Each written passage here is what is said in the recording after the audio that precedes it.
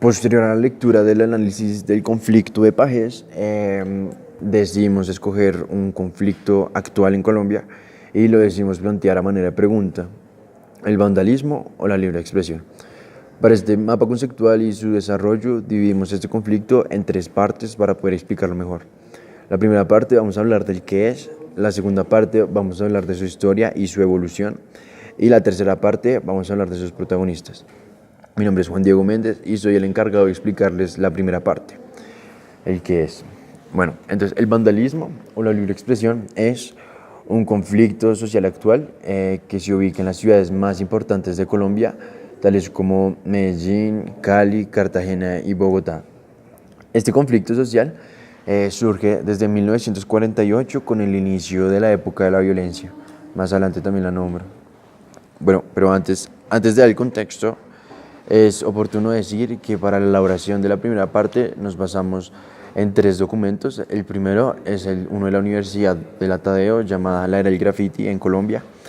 Y el segundo y el tercero son libros de Pajés, de Palacios, perdón, el historiador colombiano. El primer libro de él se llama Entre la legitimidad y la violencia, Colombia, de 1875 y 1994. Y el segundo es Colombia, un país fragmentado, sociedad dividida. Eh, Bien, entonces, bueno, continuemos con el contexto. Para la elaboración del contexto, lo dividimos en cuatro partes. La razón es que estas cuatro partes son las raíces de un país y nos permiten ver de manera más amplia el conflicto dentro del país. Entonces, bueno, las cuatro partes que vamos a mencionar es lo político, el contexto económico, el contexto social y el contexto cultural. Si vamos a hablar del contexto político, tenemos que ubicarnos en el periodo de la violencia, que fue desde 1948 a 1953, cuando los liberales estaban en contra de los conservadores en el gobierno de nuestro país. Y como consecuencia del choque de pensamientos, del choque de ideales, surgió la violencia y los grupos socialistas y las guerrillas. Si vamos a hablar del contexto económico, cronológicamente tenemos que ubicarnos más adelante, durante los años 70 y 80, en el que el narcotráfico y el paramilitarismo estaban en su máximo esplendor.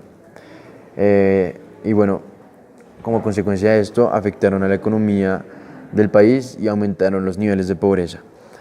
Y bueno, si vamos a hablar del contexto social, vemos que la gente tenía dos puntos de vista relacionados con el graffiti y, y era una discusión constante entre la élite y los marginados.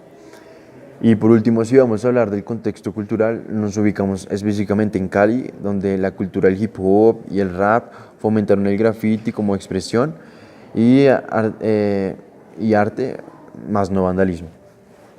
Bien, ahora analicemos las consecuencias de esta problemática. La principal consecuencia de la problemática es la violencia. Planteamos dos puntos de vista diferentes. Aquellas personas que creen que el vandalismo, que el graffiti es libre expresión, y aquellas personas que creen que el graffiti es vandalismo. Planteamos como las bases en las que ellos se basan para poder presentar sus posturas. La primera es aquellas personas que creen que es vandalismo, dicen que es una violación a las leyes de propiedad privada que está aquí marcada en el mapa conceptual. Y por otro lado está el impedimento a la libre expresión. Esto es con lo que se basan aquellas personas que creen que el graffiti es arte. Y bueno, con esto concluimos la primera parte y continuamos con la segunda parte. La historia del graffiti comienza en los años 800 a 700 a.C., en civilizaciones como la antigua Grecia y Roma, donde los ciudadanos plasmaban sus opiniones políticas y religiosas involucrando a los dioses en las paredes. En ese entonces, este acto no se veía como un acto de vandalismo, sino más bien como una expresión política y de opinión, y se respetaba muy bien. Después, eventos como la Revolución Cubana implementó ideologías marxistas, socialistas y comunistas, cual hizo sobresalir a ciertos personajes políticos como Che Guevara. Che Guevara fue una inspiración para muchos grupos socialistas, marxistas y comunistas en la historia. Si vemos la evolución del graffiti en Colombia, podemos ver el inicio como como en el surgimiento de partidos políticos cuando se crean las brechas sociopolíticas entre los conservadores y los liberales. Es decir, en el Bogotazo, alrededor de los años de 1940 a 1950. Mm, el surgimiento de los partidos políticos en Colombia también trajo movimientos comunistas, socialistas y marxistas desde la Revolución Cubana, y los efectos de esto fueron la creación de grupos guerrilleros. Los grupos guerrilleros también implementaron el graffiti en las paredes y empezaron a plasmar sus ideas políticas y cómo cambiar la estructura política de Colombia en ese entonces. En los años 70 se vio una gran influencia del hip hop y del rap desde Estados Unidos, ya que en esas épocas el hip hop y el rap estaban evolucionando y eran muy fuertes.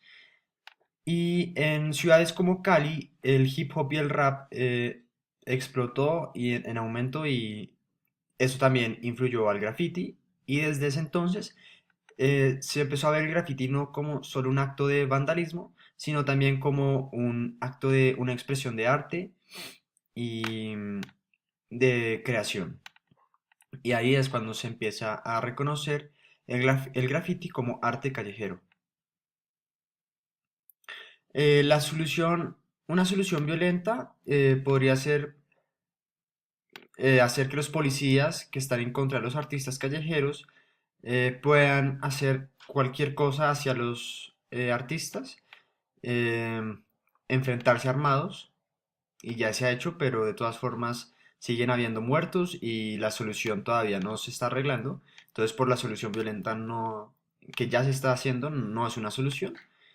Y si vemos la solución pacífica, podríamos ver el decreto 75 del año 2013, la cual busca un punto medio entre la violación y la propiedad privada y el derecho de libre expresión. Y poco a poco sí se está mejorando la solución, y se está buscando guiarse más por este punto medio, aunque todavía siguen habiendo muchos enfrentamientos.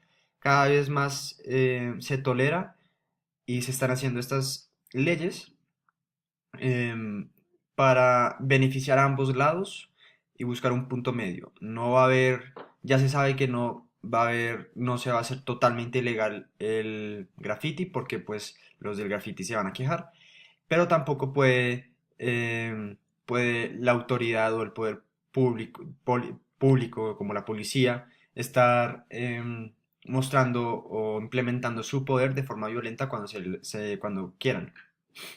Mi nombre es Natalia y yo les voy a hablar de lo que es los protagonistas y pues la manera en que las personas, los diferentes tipos de personas interpretan este movimiento. En la historia hubo dos protagonistas principales en el vandalismo, o bueno, lo que ahora se conoce como vandalismo, o mejor dicho, graffiti. Y uno de ellos fue Juan Camilo Torres Restrepo, que fue un sacerdote colombiano y era miembro de, de la ELN, y también era conocido como el cura guerrillero. Y el otro principal fue el Che Guevara, que fue el ideólogo y comandante de la Revolución Cubana, que impulsó la instalación de los focos guerrilleros en varios países de Latinoamérica, que estos son protagonistas siendo de un grupo guerrillero por las varias razones que ya han explicado anteriormente mis compañeros, de la violencia y que el graffiti se originó a partir de eh, la necesidad de expresar ideologías políticas. Em, Hay tres grupos que interpretan el vandalismo o este arte urbano de tres maneras diferentes.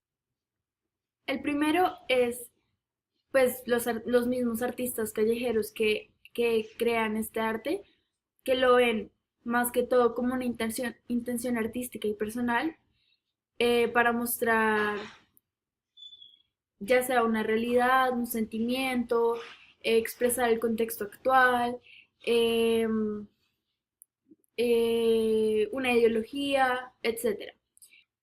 Luego están los científicos sociales, que estos se dividen también en dos grupos. Entonces están los primeros, que son los que ven el graffiti como una valoración a la intención artística mediante el uso del espacio social, es decir, que lo ven como algo positivo. Y por otro lado están los que lo ven como algo negativo, que dicen que se muestra más como una falsa intención artística y que es más como una manera de ellos que tienen para interferir en la propiedad privada o en la estética de la ciudad.